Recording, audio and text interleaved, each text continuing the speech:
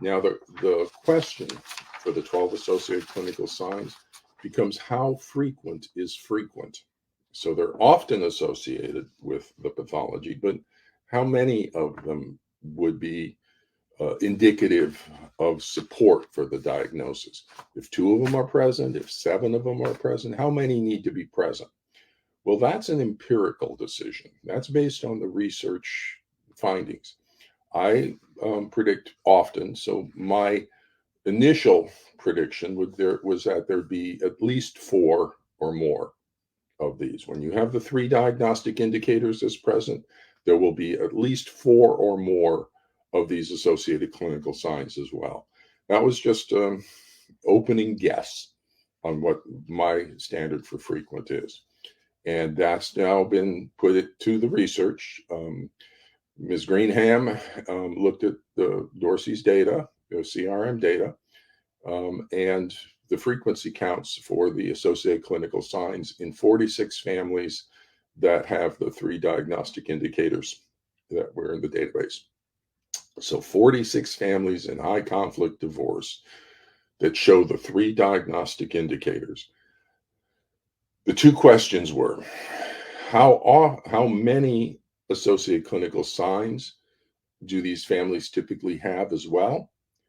And for each of the 12 associated clinical, how prevalent are each one of them in the data surrounding these families? So let me go back again and just speak to Dorsey-Pruder's data. That Dorsey in this context would be considered the lab that's generating the data. She's already done the research. Okay, so this is like when I worked at the schizophrenia project with Keith Nectarline. He put together this whole treatment clinic, the aftercare clinic that would provide treatment for schizophrenia patients. First onset, recent onset schizophrenia, they'd join the research project if they qualified by their symptoms, and then they'd get free care for years as we would work with them. And so they would get free clinical care, and in return, periodically, they would do these battery of testing. So like when they're in remission, when they're in relapse, at a year point, 2 years, at various points, they would do this testing that would help us understand what's happening.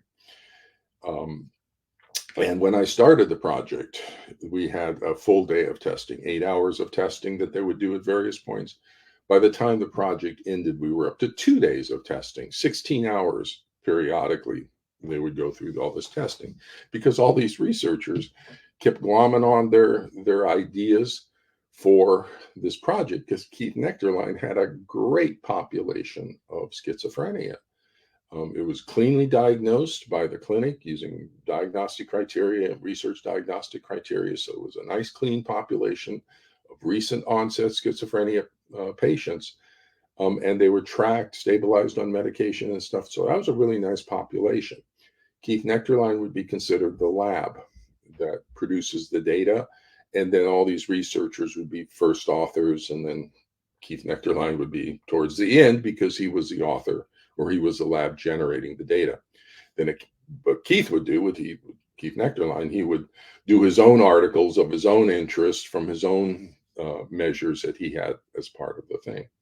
So Dorsey-Pruder is analogous to Keith Nectarline. Okay, she's already got the research project. She's already got the data.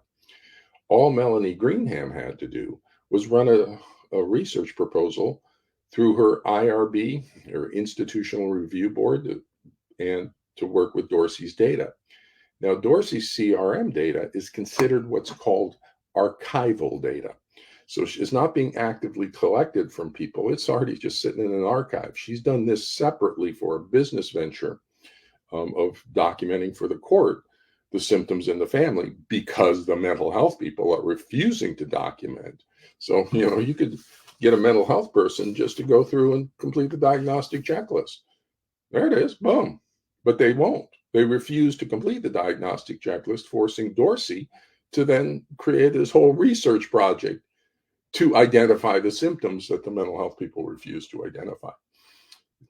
It is a nightmare in the family courts in terms of the quality of the mental health people over here, a nightmare. They are the worst imaginable, these forensic psychologists.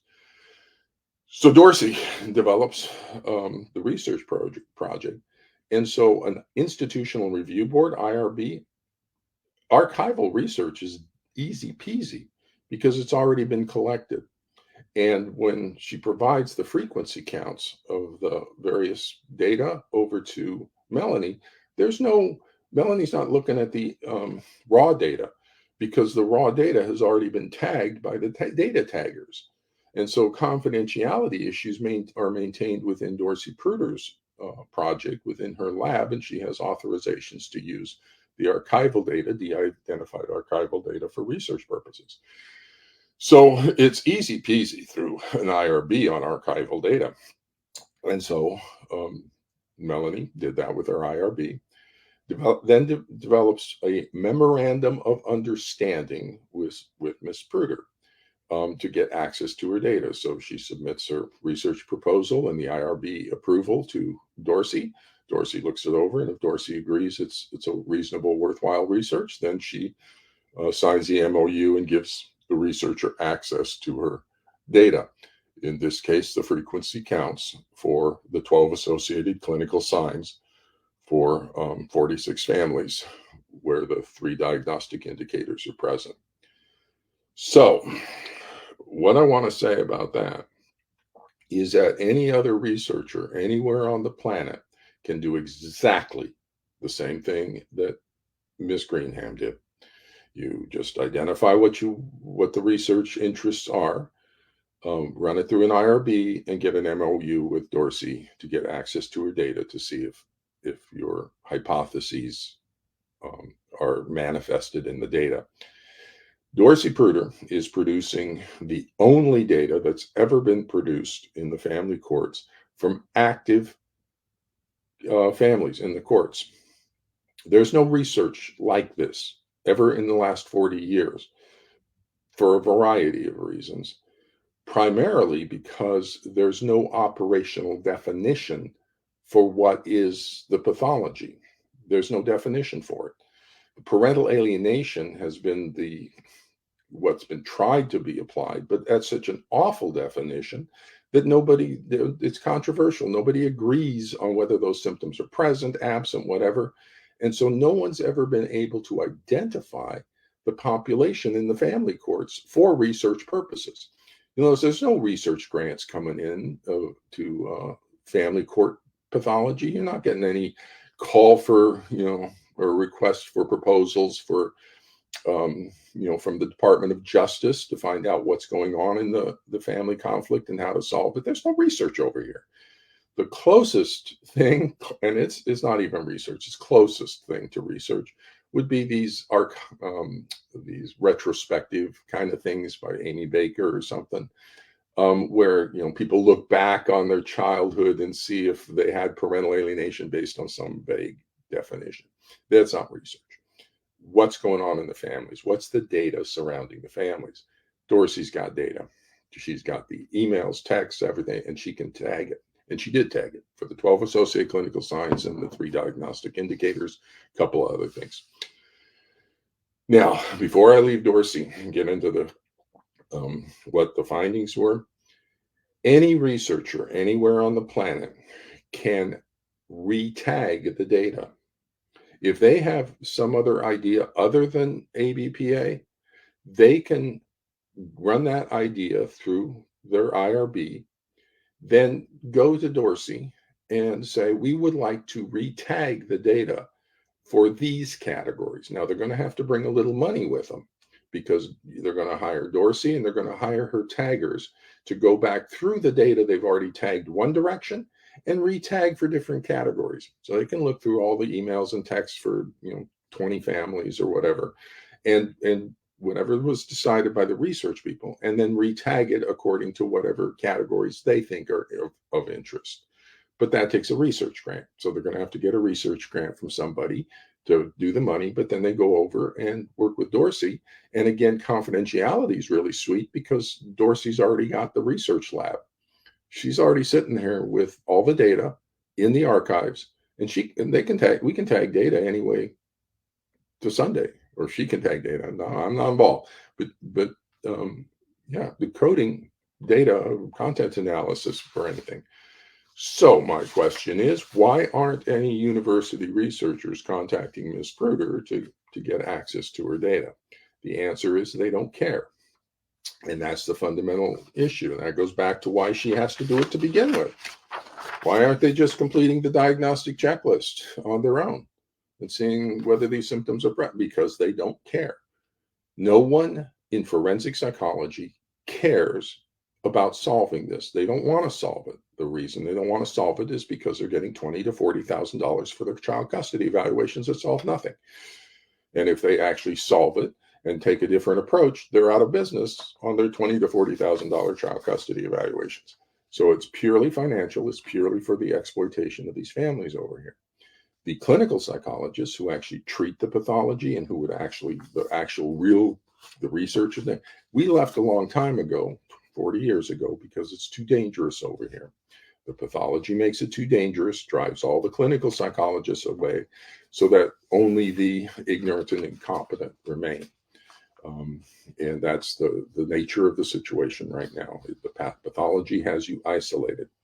I'm the only clinical psychologist over here, just one. Just me. And all the rest are forensic. None of the other clinical psychologists will come here. And for good reason. It's a dangerous world to be for a clinical psychologist. I am establishing the path back for us. We have abandoned you. That was a wrong thing to do. We need to correct our mistake of abandoning you by making it safe for us to come back, and we need to come back. The first wave back will be the dialectic behavior therapists, and then we'll get the attachment people following soon after.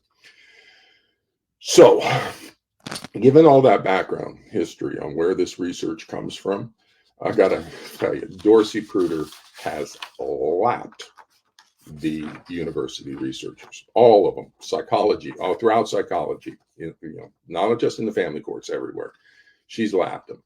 She's just put them to shame in terms of a businesswoman and a family coach has developed an excellent research project that identifies the pathology, and she did it on her own, and she did it as a businesswoman because it has market value. It has market value because the mental health people are refusing to identify the symptoms. So she had to come up with her own way of identifying the symptoms for the court. And if my view, the research methodology Dorsey uses is solid. If she identifies in the custody resolution the 3 diagnostic indicators in the symptom display, there's only one explanation for that, and that's the child psychological abuse diagnosis. So even though it's not diagnostic, the CRM diagnosis is done by mental health people. Diagnosis is a pattern match of the criteria to the symptoms. Diagnostic criteria, symptoms, do they match up in their pattern? If they do, that's your diagnosis, whether you like it or not.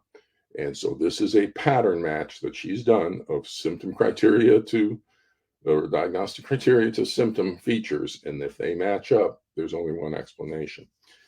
Now, shared persecutory delusion should be confirmed by clinical interview.